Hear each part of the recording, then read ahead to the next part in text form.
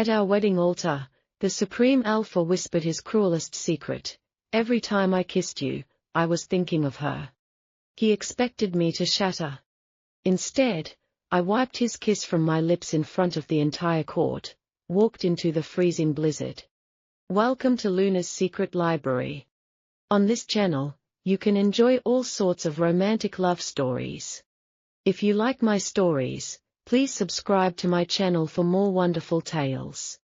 The corset was so tight I could barely draw breath. My mother's trembling hands adjusted the lace veil over my face. She didn't look at my eyes, she looked at the heavy gold necklace around my throat. It was a beautiful leash, a gift from the man who had bought my family's survival. Outside the cathedral, the Victorian wind howled like a wounded wolf. Snow brushed against the stained glass, blurring the world into shades of grey. I was 21, blooming with the curves of youth and the despair of a prisoner. The heavy oak doors groaned open, revealing the long, cold aisle. At the end of it stood Dante, the Alpha of the Northern Territories. He was a mountain of a man, his dark hair cut short and sharp. His suit was blacker than a moonless night, clinging to his powerful, muscular frame. As I walked toward him, the silence of the 100 guests felt like a physical weight. They weren't here for love, they were here to see the sacrificial lamb. Dante didn't smile when I reached the altar. His eyes were like flint, cold and unyielding, staring straight through me. The priest began the ancient rite, his voice echoing in the hollow stone chamber. I felt the heat radiating from Dante's body, a raw, alpha energy that made my skin crawl. He took my hand, his grip firm and possessive, reminding me I was now his property. The words of the oath were ashes in my mouth as I repeated them. I promised to honor him, to obey him, to bear his mark. Then came the moment the crowd had been waiting for. You may seal this union with a kiss, the priest declared. Dante stepped closer, his shadow engulfing my smaller, softer form. He tilted my chin up with a gloved finger, forcing my gaze to meet his. For a heartbeat, I saw a flicker of something in his eyes, not desire, but a haunting grief. His lips pressed against mine, hard and demanding. It should have been a beginning, a spark of hope in a dark world.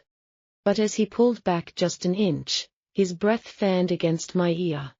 His voice was a low, jagged whisper that shattered my soul. Every time I kissed you, I was thinking of her, he said. The world went silent, the blood in my veins turning to ice. The her he meant was the woman he truly loved, the one I could never replace. I looked at the man I had just given my life to, and I saw a monster. The guests began to clap, oblivious to the murder of my heart. Dante went to turn away, his duty done, his dominance established. But I didn't let go of his hand. I reached up, my fingers trembling but certain. With the back of my hand, I wiped my lips with a slow, deliberate motion. I did it in front of the dukes, the lords, and the gossiping ladies of the court. I did it until my skin was red and the taste of him was gone. Dante froze, his alpha aura flaring in a dangerous, silent warning. I looked him dead in the eye, my voice as cold as the blizzard outside. Never again, I whispered, loud enough for the front row to gasp. I didn't wait for his reaction or the priest's blessing. I tore the heavy lace veil from my head and let it fall to the dusty floor. The heavy gold necklace followed, hitting the stone with a dull, metallic thud. I turned my back on the alpha, on the altar, and on the life of a pawn. I walked down the aisle, my head held high, my curvy silhouette defiant against the light. The doors swung open, and I stepped out into the freezing winter night. The cold felt like freedom, biting and honest compared to his touch. Behind me, the cathedral erupted into a roar of confusion and alpha rage. But I didn't look back. I was no longer Aliona the bride, I was Aliona the ghost. And ghosts have nothing left to lose. The snow began to cover my tracks as I disappeared into the dark. I had no money, no home, and no protector. But I had my pride, and for the first time in my life, I had my soul. Dante thought he could use me to fill a void in his heart. He was wrong. I would rather freeze in the wild than burn in his lie. This was the end of the girl who obeyed. This was the birth of the woman who would make him regret every word. The rebellion had begun. The winter air was a jagged blade, cutting through the thin silk of my wedding skirts. Every step into the deep snow felt like sinking into a grave of white powder. Behind me, the lights of the northern citadel were fading, swallowed by the swirling grey mist. I didn't have a cloak, a map, or a single coin in my pocket. But I had the taste of my own blood on my tongue, and it tasted like victory. My mother had once told me that an alpha's love is a sun, but his hate is a permafrost. Dante had tried to freeze my soul with 10 simple, cruel words. Every time I kissed you, I was thinking of her. I repeated the words in my head, using the anger to spark a fire in my freezing veins. If I died out here, I would die as Eleonora, not as a shadow of a dead woman. The forest groaned around me, the ancient pines buckling under the weight of the Victorian storm. My lungs burned with every breath, the oxygen so cold it felt like inhaling needles. I stumbled over a buried root, my curvy frame hitting the drifts with a muffled thud. For a heartbeat, I wanted to stay there, to let the silence take me. It would be so easy to close my eyes and let the snow become my final wedding veil.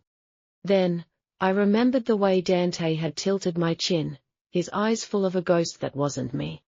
I forced my numb fingers into the snow and pushed myself up. Not today, I whispered, the words cracking like dry ice. I saw a dark shape through the trees, a slumped roof, a stone chimney, a fragment of hope. It was an old hunter's shack, abandoned before I was even born. The door hung on a rusted hinge, complaining as I forced my way into the shadows. It smelled of wet earth and old, forgotten winters.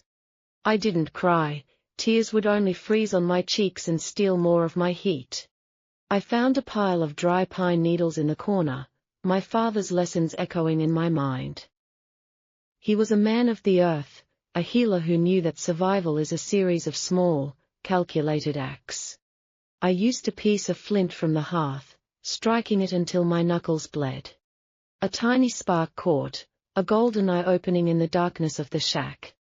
I fed it with scraps of my silk train, watching the fabric that cost a fortune turn into heat.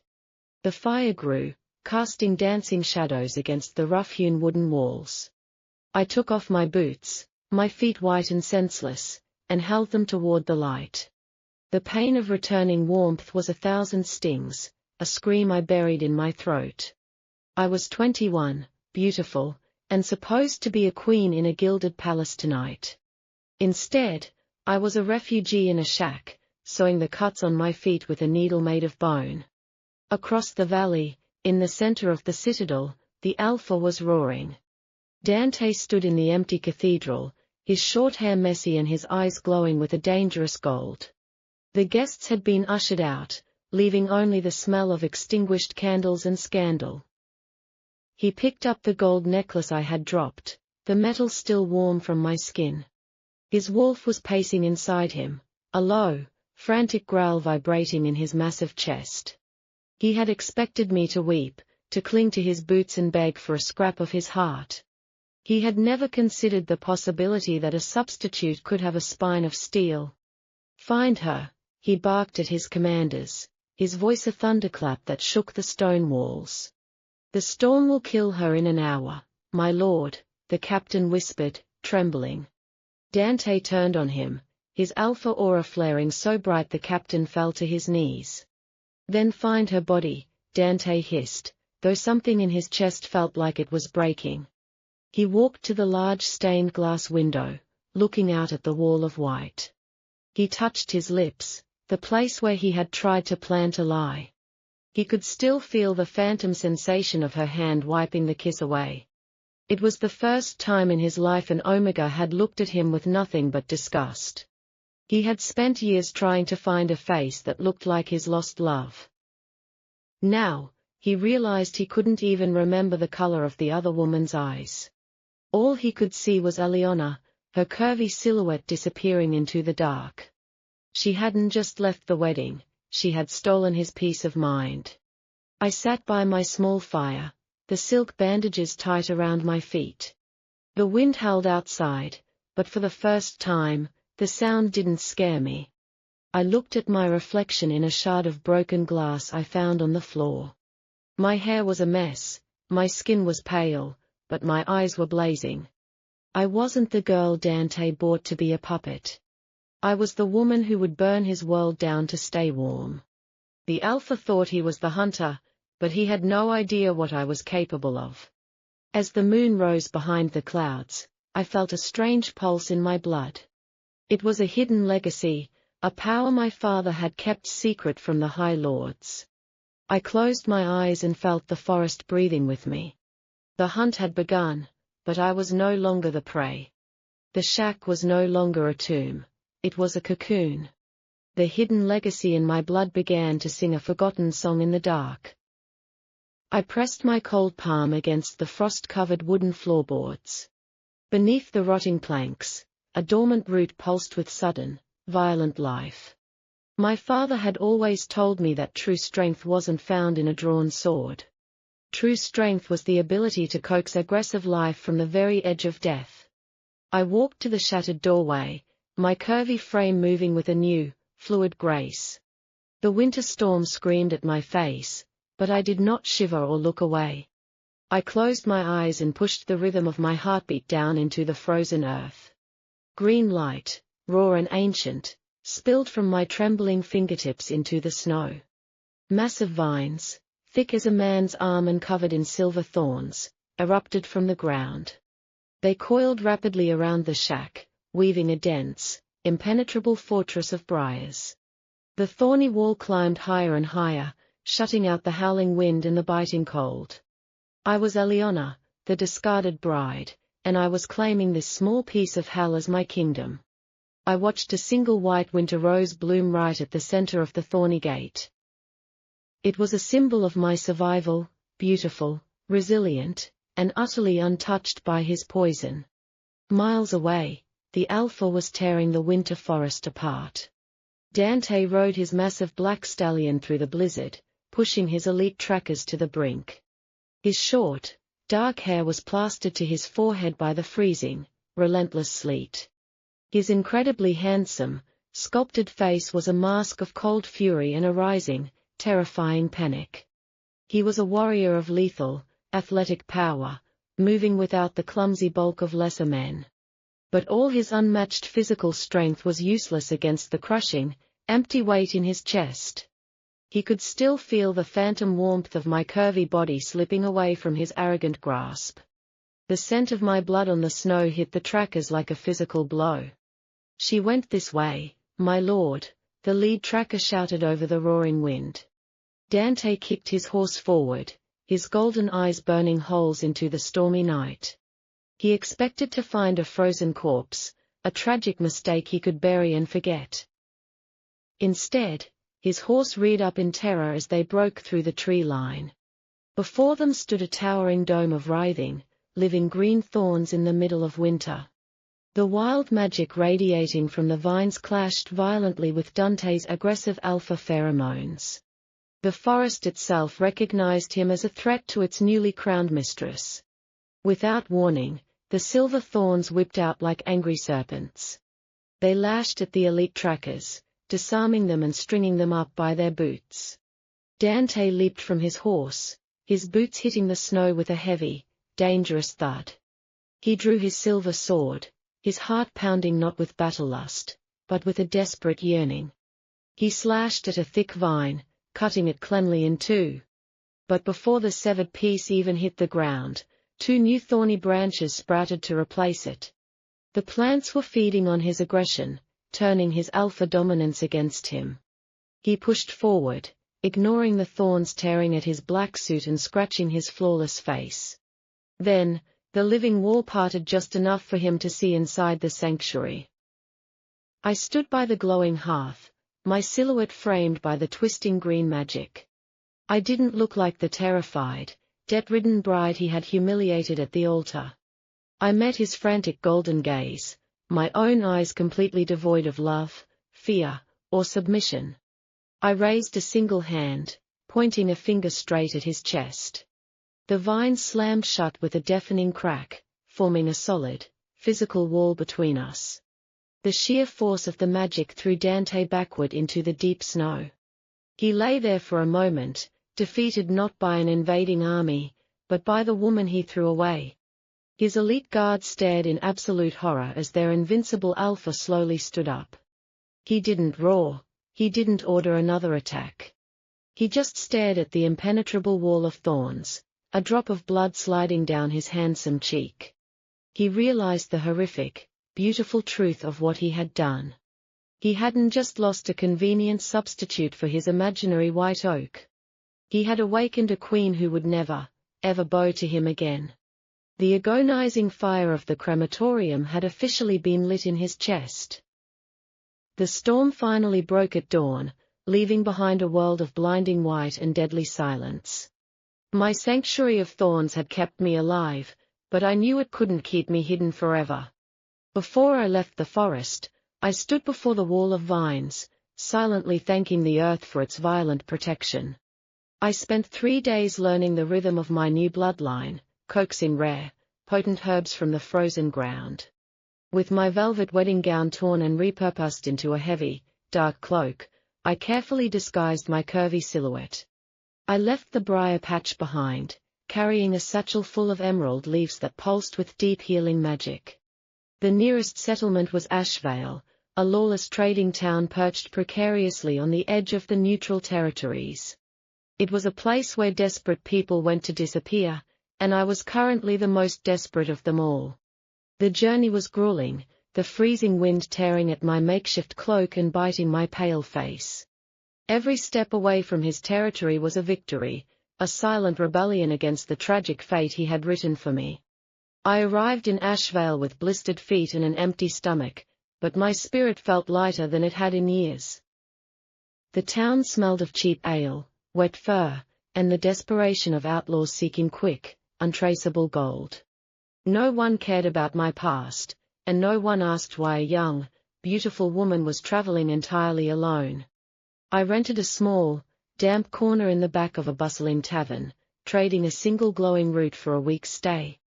I didn't offer my real name, I simply became known to the locals as the quiet woman with the green touch.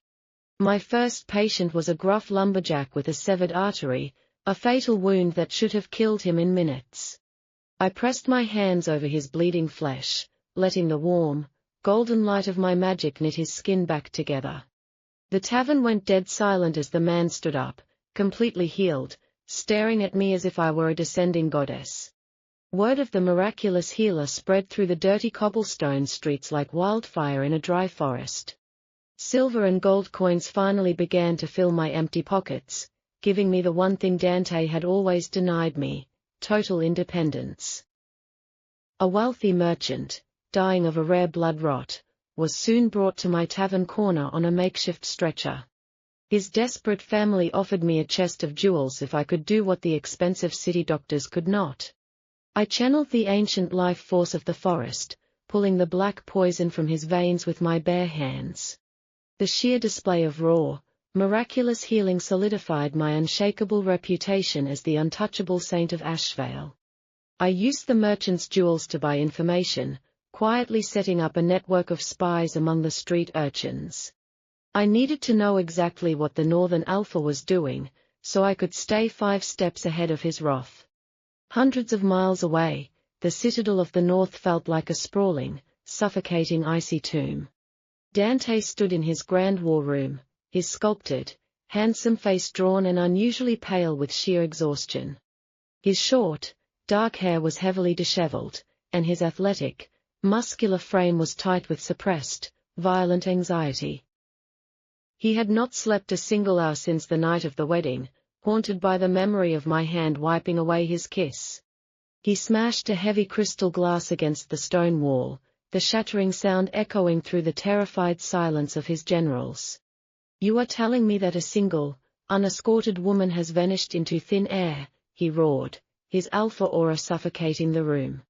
His elite spies lowered their heads, absolutely unable to look their formidable, furious leader in the eye. He slammed a heavy velvet bag of gold onto the grand mahogany war table. 1,000,000 gold pieces to the man who brings her back to me, completely unharmed, Dante commanded, his voice trembling with a dark obsession. He didn't care about the political fallout or the rumors whispering that the great, stoic Alpha had finally gone mad. He only knew that the phantom scent of my skin was driving his inner wolf into a state of rabid, uncontrollable frenzy. He realized, with a sickening drop in his stomach, that I was never just a convenient substitute. The woman he had mourned for years was just a child's memory, a faded painting that held no real warmth or fire. It was me, Aliona, with my defiant eyes and resilient, curvy grace, that he truly craved with every fiber of his being. He had foolishly thrown a diamond into the dirt just to chase a blurry reflection in a puddle. "Send the shadow hounds to the neutral borders," Dante whispered, his golden eyes flashing with a dangerous, absolute resolve. Back in Ashvale, I wiped the sweat from my brow, counting my earnings under the dim flicker of a tallow candle. I finally had enough gold to buy a modest horse and secure safe passage on a merchant ship heading far south. I was so close to being completely free from his shadow. But as I stepped out into the cold night air to fetch water, a strange, terrifying chill ran down my spine. The noisy tavern behind me suddenly felt miles away, the ambient sound entirely swallowed by an unnatural silence. A massive shadow detached itself from the alleyway, its eyes glowing with a faint, predatory amber light. It wasn't a normal wolf, it was a shadow hound, a rare beast bred exclusively by the royal kennels of the northern citadel. It didn't attack, it merely sat on the snow, staring at me, its nose twitching as it locked onto my unique scent. Dante's reach was far longer and darker than I had ever dared to imagine. I didn't scream or run, knowing perfectly well that fear would only trigger the supernatural beast's hunting instinct. I calmly reached into my satchel, my steady fingers closing around a handful of sleep-inducing spore pods. The beast let out a low, mournful howl, a magical signal that would echo across the ley line straight to Dante's mind. I crushed the spore pods in my hand, blowing the shimmering, potent dust directly into the hound's glowing eyes. The massive creature whimpered, its legs buckling instantly before it collapsed into a deep, magical slumber. If the Alpha wanted a war, I was no longer the helpless bride who would surrender without a fight. The beacon had been lit, and Dante now knew my exact coordinates. I gathered my gold, my rare herbs, and my newly forged iron dagger, stepping gracefully over the sleeping beast. He thought he had finally cornered me, but he was about to discover exactly what kind of monster he had created. The freezing wind of Ashvale whipped furiously against my heavy dark cloak as I rode my newly purchased horse toward the southern border. I had left the massive, sleeping shadowhound behind in the dirty alleyway, a silent, magical monument to my absolute defiance. Every desperate gallop of the terrified horse carried me further away from the northern citadel and the Alpha who had shattered my trust. I was no longer the frightened, deeply indebted bride who had stood trembling in her tight corset at the winter altar. I was Aliona, a wandering healer with potent magic humming in my veins, a resilient woman who had carved her own survival out of the deadly ice. The neutral border of the wildlands was only a mile away, clearly marked by a jagged line of ancient, twisted ironwood trees. If I managed to cross that sacred line, Dante's legal authority and territorial dominance over me would dissolve instantly into the freezing mist. But as I approached the dark edge of the tree line, the ambient temperature suddenly plummeted to an unnatural, bone-chilling degree. My horse let out a high, terrified whinny, violently rearing up as a suffocating wave of aggressive alpha pheromones flooded the narrow, snowy path. I didn't even need to see his face to know he was there. My traitorous blood immediately recognized the terrifying, magnetic pull of my former mate. A massive, midnight black stallion stepped slowly and deliberately out of the dense shadows, completely blocking the only road to my freedom. Atop the imposing beast sat Dante, the supreme alpha of the north, looking like a dark god of vengeance and desperate, starving longing. His short, dark hair was wildly windblown, framing a flawlessly sculpted, deeply athletic face that was now uncharacteristically pale with sheer exhaustion. He didn't wear his heavy, intimidating battle armor, but his tailored black winter coat clung perfectly to his lean, incredibly muscular frame. He was absolutely not the bulky, lumbering monster I had sometimes imagined in my nightmares. He was a lethal, graceful predator of unparalleled beauty. But the piercing golden eyes that locked onto mine were completely devoid of the arrogant, icy pride I vividly remembered from our disastrous wedding day. Instead, they were burning with a frantic, almost feverish obsession, entirely stripped of their usual cold, calculating indifference. "You made it much further than I ever thought possible," his incredibly deep voice rumbled, vibrating through the frigid air and settling heavily in my chest. I ruthlessly tightened my grip on the worn leather reins, absolutely refusing to let him see the slight, betraying tremble in my cold hands. "And you traveled a ridiculously long way just to harass a woman you explicitly stated you do not even want," I shot back, my voice as hard and sharp as flint.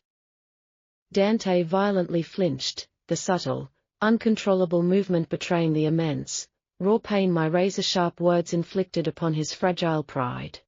He dismounted his horse with terrifying grace, his heavy leather boots sinking deep into the fresh snow as he took a slow, deliberate step toward me.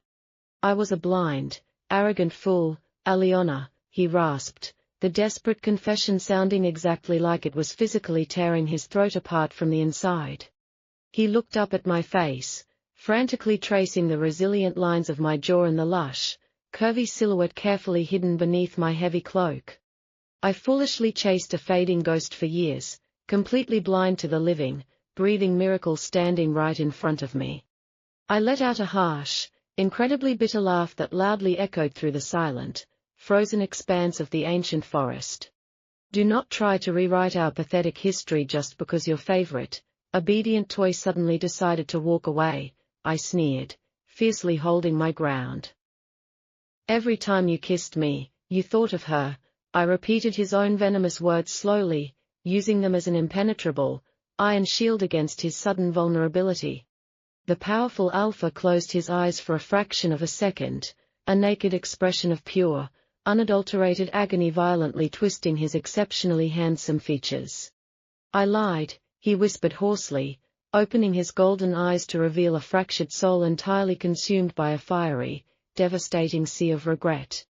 "I said it solely to hurt you, to aggressively protect myself from the terrifying realization that you were rapidly replacing her in my cold heart." He took another reckless step forward, raising an ungloved, trembling hand as if he desperately wanted to reach out and touch my pale cheek. I didn't back away. Instead, I firmly planted my boots in the stirrups and let the ancient, dormant magic of the earth rise up from the soil.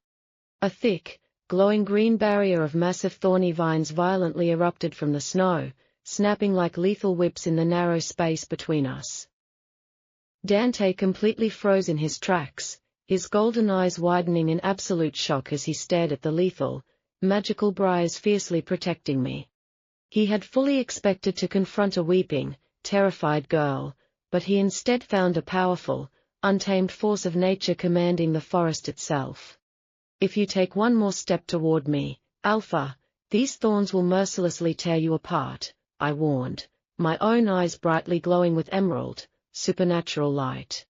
The absolute most powerful man in the entire Northern Territory stood utterly paralyzed, not by the ancient magic, but by the impenetrable, solid wall of my absolute hatred. He realized in that profoundly devastating moment that all his vast wealth, his massive armies, and his lethal physical strength meant absolutely nothing here. He could easily conquer 100 heavily fortified cities, but he absolutely could not force my wounded heart to ever open for him again. "Please, come back to the citadel with me," he pleaded, the pathetic, broken words sounding entirely alien coming from the proud lips of a supreme alpha. "I will gladly give you absolutely everything, my vast wealth, my absolute loyalty, my entire life, just to see you smile. I looked down at his handsome, broken face from my horse, feeling nothing but a profound, liberating, and absolute emptiness in my chest. I already have absolutely everything I could ever need, I replied coldly, deliberately pulling the heavy hood of my dark cloak over my head. And absolutely none of it belongs to you, Dante. I confidently urged my horse forward, seamlessly steering it off the main traveled path and directly into the dense, completely untamed wilderness. The magical, glowing vines seamlessly parted to let me safely through, then violently slammed shut, completely and permanently blocking Dante's desperate pursuit. I didn't bother to look back to see the utterly broken Alpha falling heavily to his knees in the unforgiving, freezing snow. The dangerous chase was still far from over, but the fundamental balance of power had permanently, irrevocably shifted in my favor. I had successfully crossed the neutral border, confidently leaving the bitter ashes of our ruined, fake marriage far behind in the howling winter wind. Now, the real, high-stakes game of survival and empire building would officially begin, and it would happen entirely on my own terms. The Alpha thought he knew the meaning of pain, but the crematorium he had built for himself was only just beginning to burn. 6 months passed, turning the freezing northern winter into a scorching southern summer. I didn't just survive in the neutral, bustling free city of Sunforge, I completely conquered it. Using my potent healing magic and the gold I earned in Ashvale, I built the Emerald Sanctuary. It was now the largest medical and trading guild in the neutral territories, and I was its undisputed master. I had traded my heavy, dark travel cloak for elegant, tailored silk gowns that perfectly accentuated my curvy figure. I was no longer the naive, debt-ridden noble girl shivering in a tight corset at a winter altar. I was a queen in my own right, commanding fleets of merchant ships and an army of loyal mercenaries. But absolute power always comes with a heavy, inescapable price. A terrifying, magical plague known as the blood rust began to rapidly sweep through the southern slums. My healing magic could soothe the agonizing symptoms, but it could not permanently cure the dark infection. To save my city, I desperately needed the tears of a silver leviathan, an incredibly rare beast only found in the frozen northern oceans. I was preparing to bankrupt my entire guild to hire smugglers when my heavily armed guards nervously parted in the courtyard. Dante walked slowly through the massive iron gates of my sunlit sanctuary. He didn't bring his intimidating army, his royal banners, or his suffocating alpha dominance. He wore a simple, travel-stained dark tunic, looking more like a weary mercenary than the supreme lord of the north. His incredibly handsome face was thinner, sharply carved by months of relentless, silent suffering. His dark, short hair was slightly overgrown, and his golden eyes held none of the terrifying fire I remembered. Instead, they were filled with a profound, quiet reverence as he looked at the powerful woman I had become. He didn't demand an audience, nor did he try to violently breach my magical defenses. He simply stopped at the bottom of the marble steps, slowly sinking to one knee in front of my entire guild. The collective gasp of my hardened mercenaries echoed loudly in the warm summer air. The proudest, most lethal alpha on the continent was publicly bowing to a rogue healer. He carefully placed a massive, glowing crystal chest on the sun-baked cobblestones. I heard the free city was in desperate need of northern medicine, his deep, rumbling voice echoed softly. Inside the magical chest were enough silver leviathan tears to cure every single infected citizen 10 times over. What is the price for this, Dante? I asked coldly, my emerald eyes narrowing with deep suspicion. He slowly looked up at me, his gaze completely stripped of all arrogance, leaving only a raw, bleeding devotion. There is absolutely no price, Aliona, he answered, his voice cracking slightly under the immense weight of his regret. I am not here to buy you, command you, or trick you into coming back to my frozen hell. I am simply here to serve the woman who rightfully holds my entire soul in her hands. He stood up gracefully, leaving the priceless treasure at my feet, and actually turned to walk away. The invincible alpha was finally learning that true love meant giving absolutely everything while expecting nothing in return. The glowing Leviathan tears were a flawless, potent miracle that successfully brought the sprawling slums back from the brink of absolute death. I worked tirelessly for 3 days and 3 nights without a single moment of sleep, my healing magic completely and utterly exhausted. Dante stayed quietly in the outer courtyard the entire time, his athletic frame standing guard like a silent, unbreakable stone gargoyle. His short, dark hair was constantly whipped by the wind, but he never once stepped inside to demand my precious time or attention. He simply and ruthlessly slaughtered any desperate looters or rogue mercenaries who foolishly tried to breach the heavy iron gates. On the 4th morning, the heavy, dark clouds finally parted, and the infected citizens of the free city began to breathe easily once more. I stood completely alone in the center of the sunlit sanctuary courtyard, my curvy body swaying dangerously from sheer, bone-deep magical exhaustion. But the terrifying magical plague was never just a random natural disaster, it was a carefully orchestrated, deadly political trap. The precise moment my magical reserves hit their absolute lowest, the stone courtyard violently exploded in a burst of dark, blinding purple energy. 5 elite assassins of the Shadow Syndicate instantly materialized from the toxic smoke, their faces completely hidden behind terrifying silver masks. They had been secretly hired by the corrupt northern lords who deeply feared my rapidly growing, independent power in the neutral territories. I weakly raised my trembling hands to summon my protective thorns, but a heavy, enchanted net of anti-magic iron was brutally thrown over my shoulders. The cursed, freezing metal burned my pale skin, instantly suppressing the ancient green magic that usually hummed in my exhausted veins. I was violently pulled to my knees on the shattered cobblestones, completely and terrifyingly defenseless for the first time in 6 long months. The lead assassin raised a jagged, obsidian dagger dripping with potent, highly concentrated basilisk venom, aiming straight for my beating heart.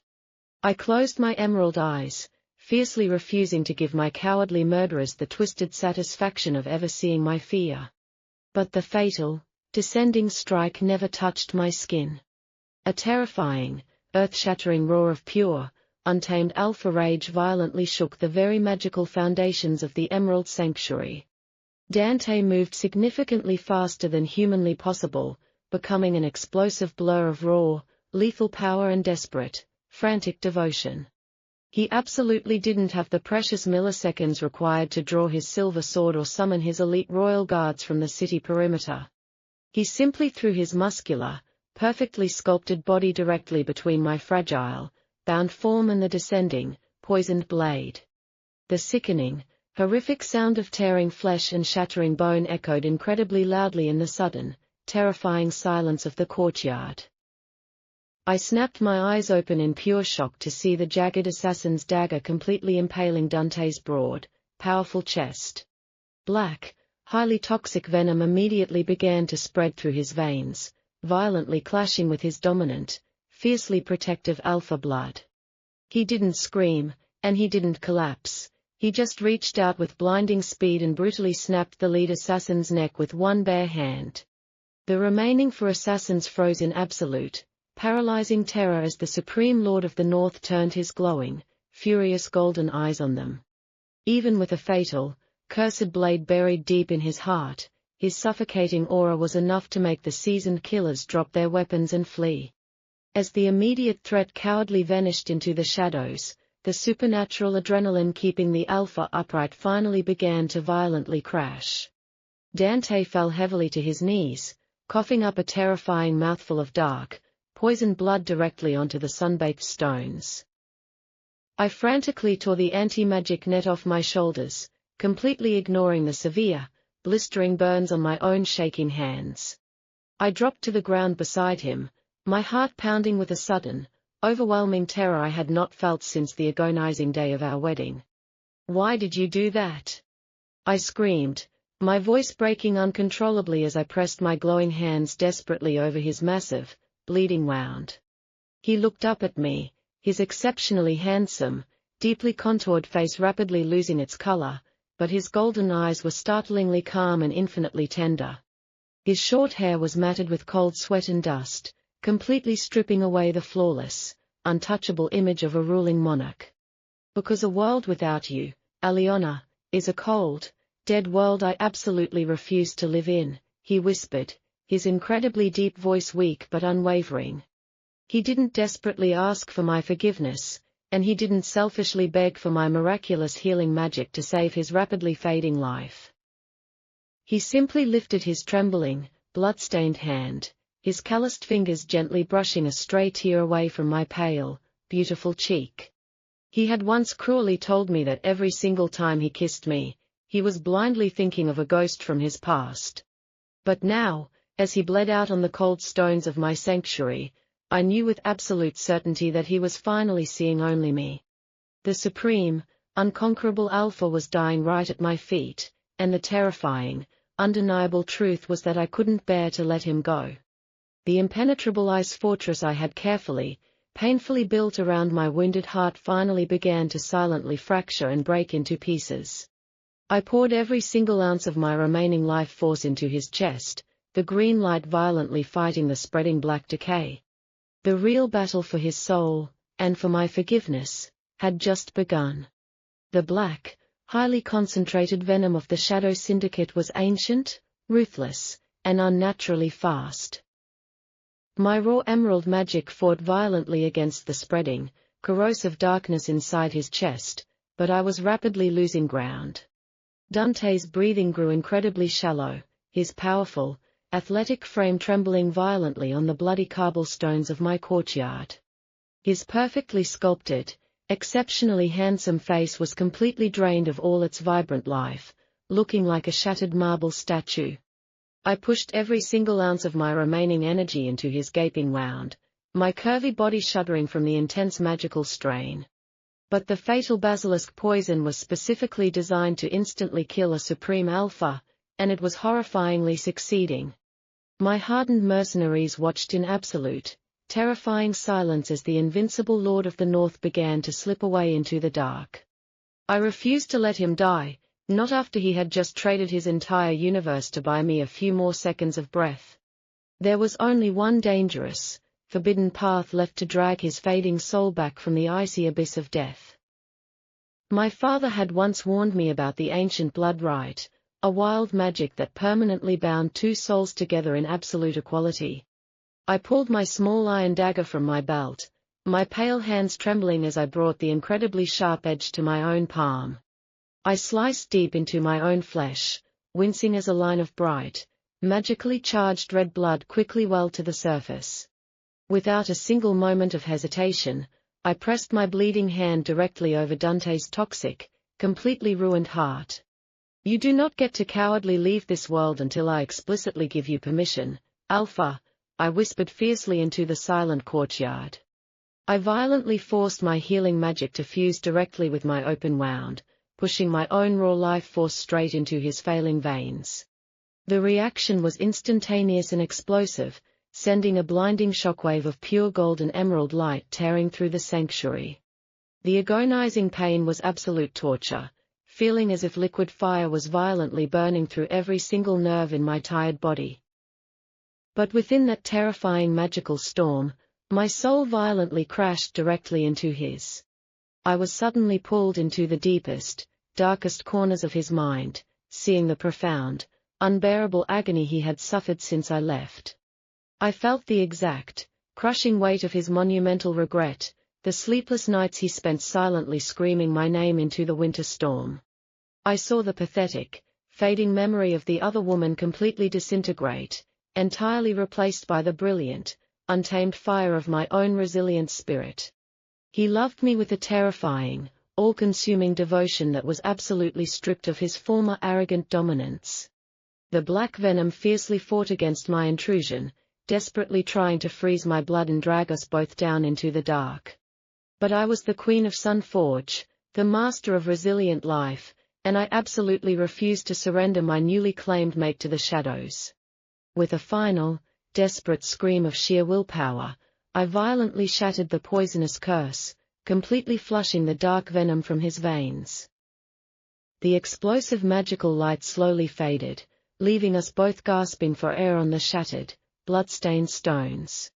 I slumped heavily forward, my head resting exhausted against his broad, completely healed chest, listening to the steady, strong beat of his heart. The fatal wound was entirely gone, replaced by a permanent, glowing silver scar that perfectly matched the magical mark now burning on my own palm. The ancient, unbreakable soul bond had been successfully forged, but this time, there was absolutely no submission on my part. Dante slowly opened his breathtaking golden eyes, the terrifying, predatory fire completely replaced by a profound, tear-filled reverence. He didn't move to aggressively trap me in his arms, nor did he release a single trace of his suffocating alpha pheromones. Instead, he weakly lifted his large, calloused hand, trembling violently as he gently cupped the side of my pale, exhausted face.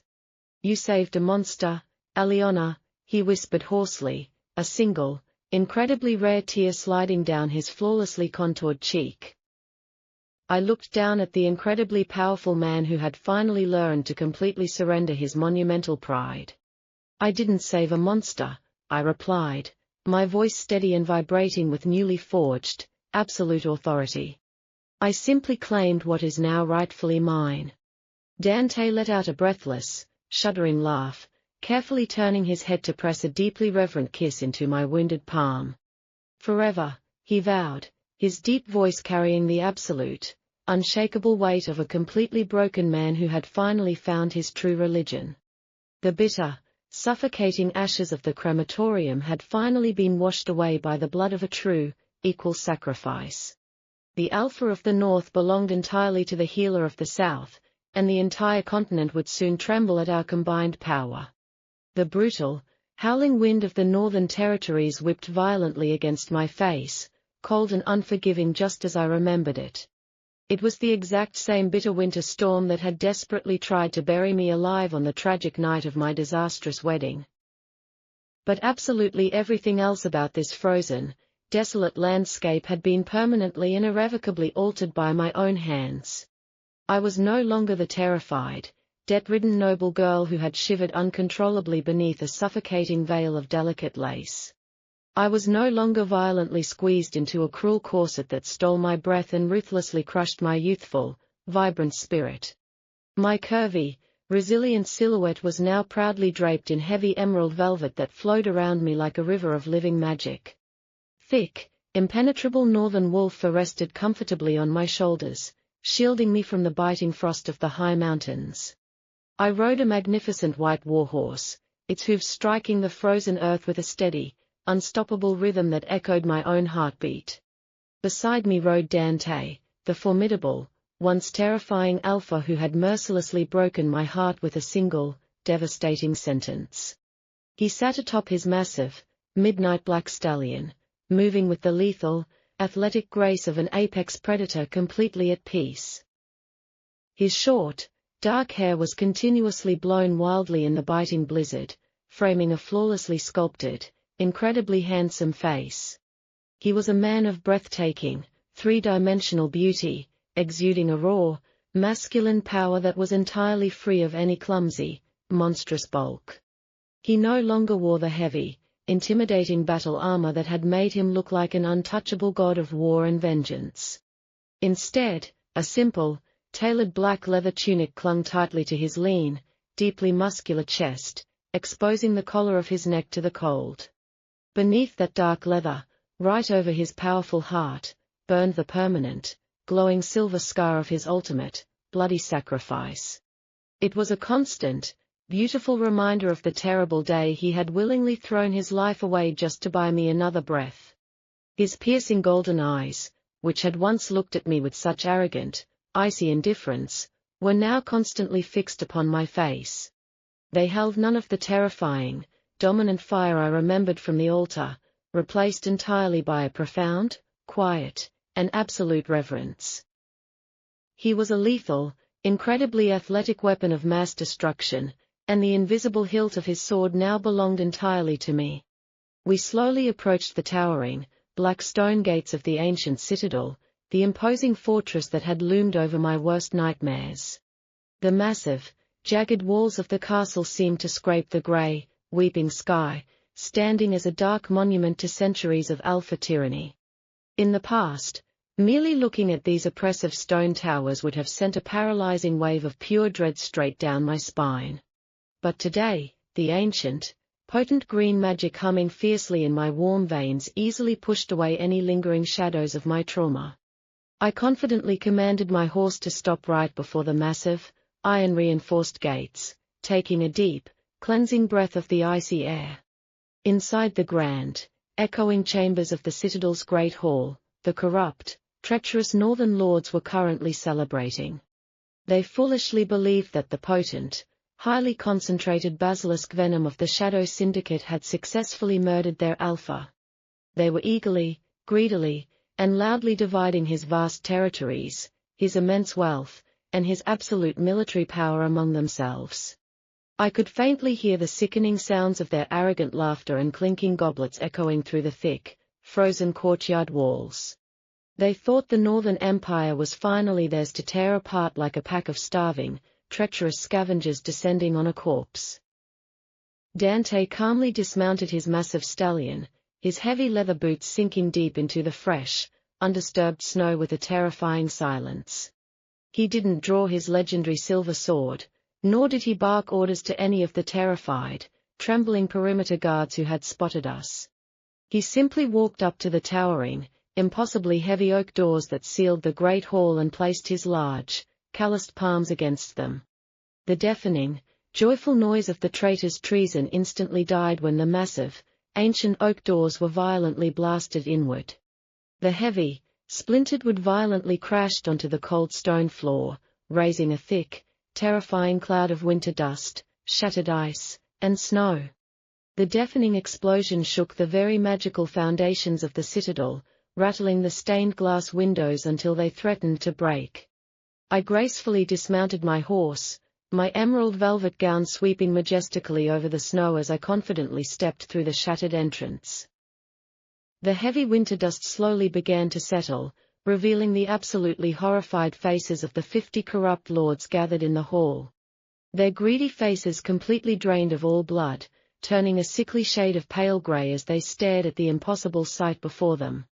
They were staring in absolute, paralyzing horror at the dead man walking, the invincible alpha they had so cowardly paid to assassinate. Dante stepped through the destroyed doorway exactly half a step behind me, ensuring he never once blocked my path or overshadowed my presence.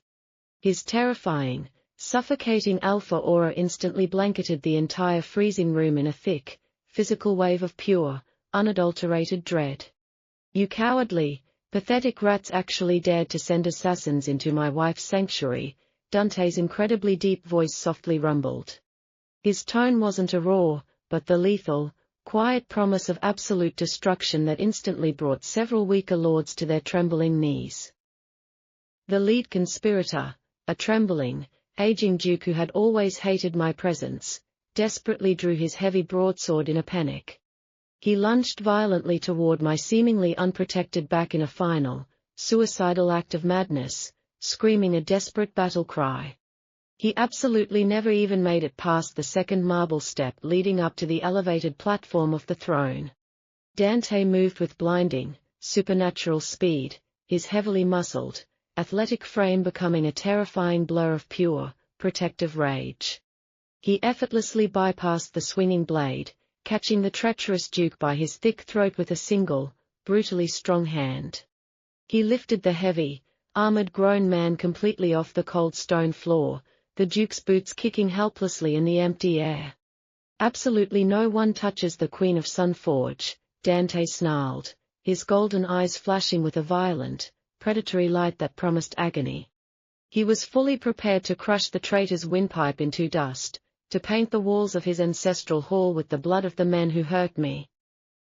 But I gracefully raised my glowing right hand, the silver scar on my palm flashing brilliantly in the dim, torchlit room. I utterly refused to let my fiercely loyal mate shed any more unnecessary blood on this profoundly historic and sacred day.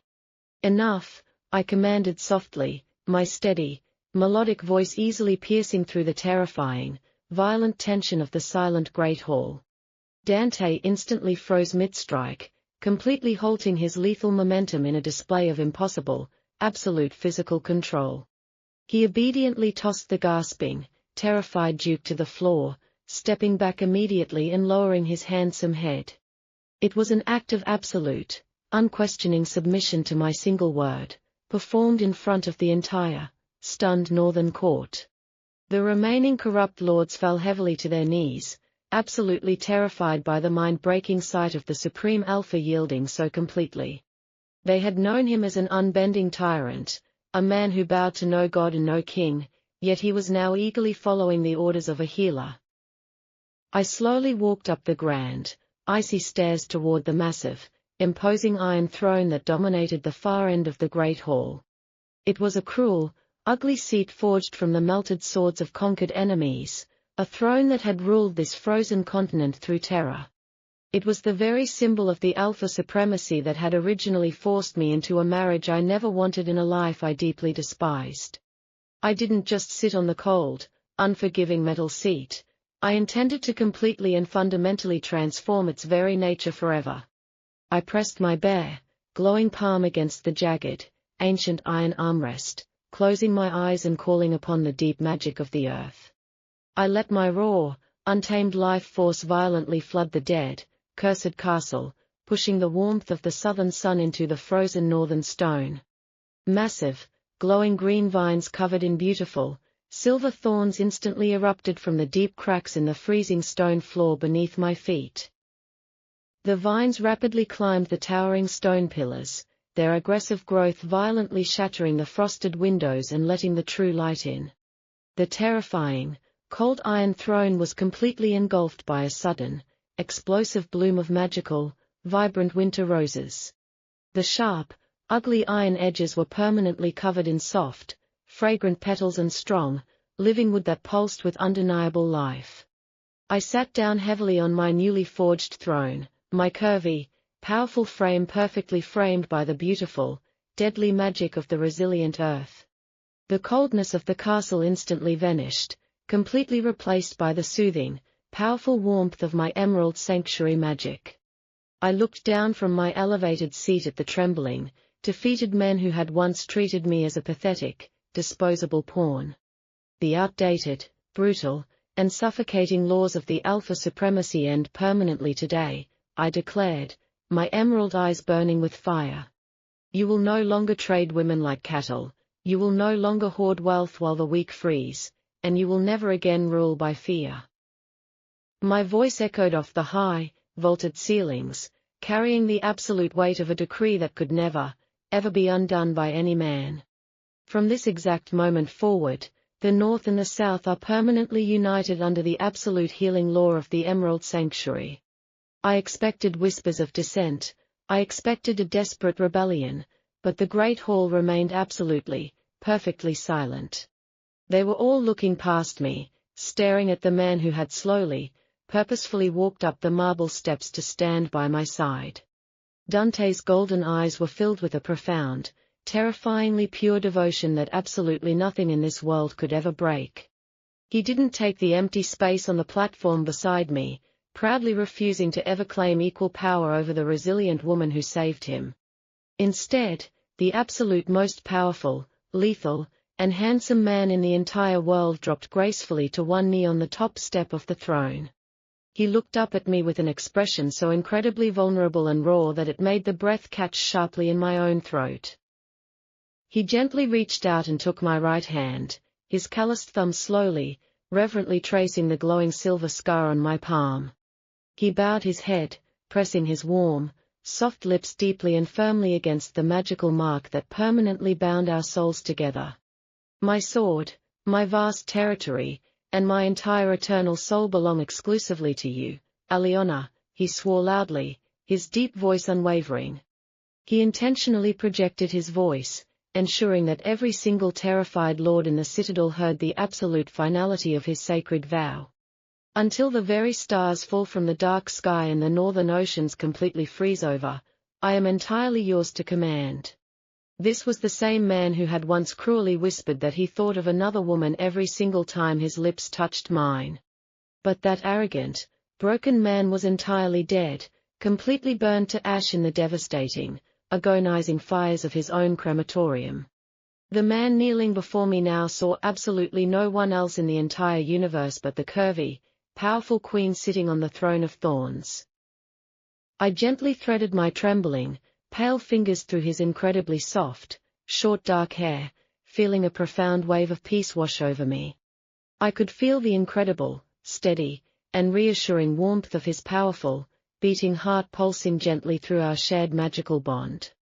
He had completely destroyed the weak, obedient, and terrified girl I used to be on that cold, tragic winter wedding day. But from her bitter, scattered ashes, a completely untouchable, immensely powerful queen had victoriously and beautifully risen. I smiled down at my fiercely devoted, unbelievably handsome protector, finally feeling absolutely safe in a world that had once tried to crush me.